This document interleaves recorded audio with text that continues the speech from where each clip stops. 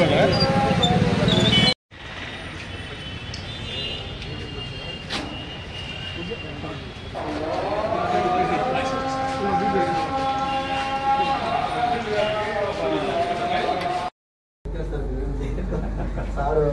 Video follow చేస్తారు.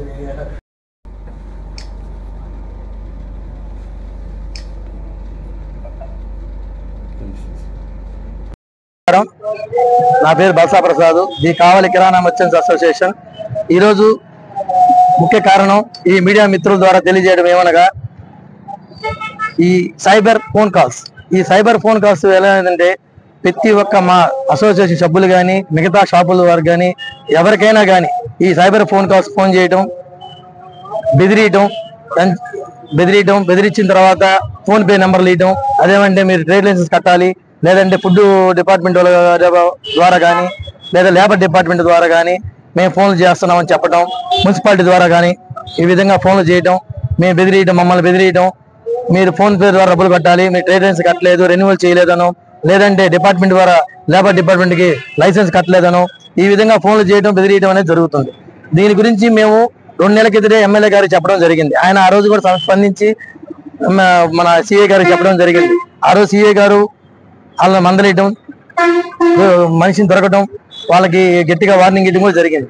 గత 2 నెలల కిందట కావలి మున్సిపాలిటీ డిపార్ట్మెంట్ ట్రేడ్ లైసెన్స్ మీరు కట్టలేదు, మీరు కట్టాల్సిందని చెప్పి, లేదా రెన్యువల్ లైసెన్స్ కట్టలేదని చెప్పి బెదిరియడం జరిగితే మేము మున్సిపాలిటీ వాళ్ళ కమిషనర్ గారితో మాట్లాడడం జరిగింది.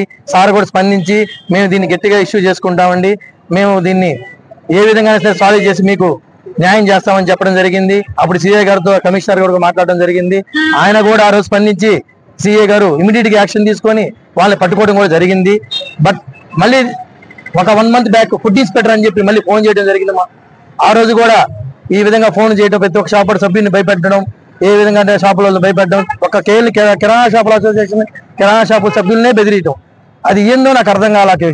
కిరాణా షాపులు అంటే ఏ విధంగా ఉంటున్నారో ఏందో నాకేం అర్థం కావట్లా. ప్రతి ఒక్కరు కూడా ప్రతి ఒక్క డిపార్ట్మెంట్ అని చెప్పడం, కిరాణా షాపులలో బెదిరియటం, ఫోన్లు చేయటం, మేము వచ్చున్నాము, షాప్ సీజ్ చేస్తాము, ఈ విధంగా బెదిరియటం, మా వాళ్ళు భయపెట్టడం. ఇదే 2 మంత్స్ నుంచి జరుగుతూ ఉంది. 1 మంత్ బ్యాక్ ఫుడ్ డిపార్ట్మెంట్ అని చెప్పి ఫోన్ చేశారు.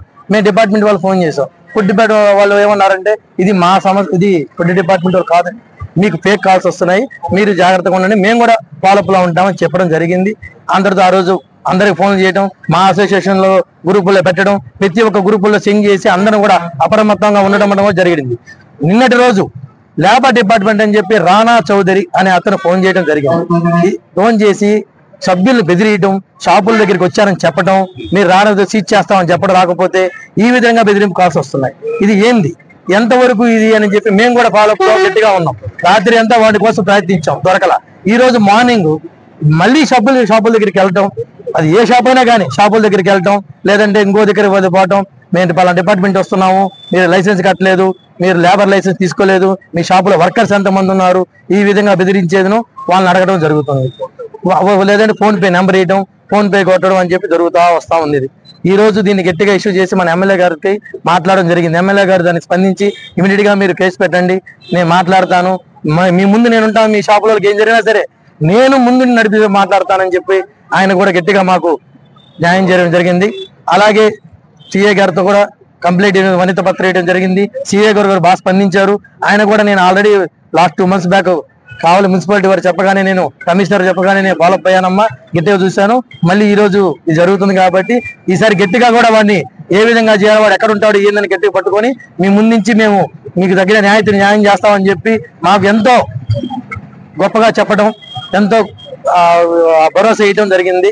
ఇందుకోసం మాకు కృషి సహకరించినట్టు మా అసోసియేషన్ కమిటీ సభ్యులు కానీ, మా అసోసియేషన్ సభ్యులు కానీ, మీడియా మిత్రులు సోదరులకి అందరికి కూడా ప్రత్యేక ధన్యవాదాలు తెలుసుకుంటూ సెలవు తీసుకుంటాం.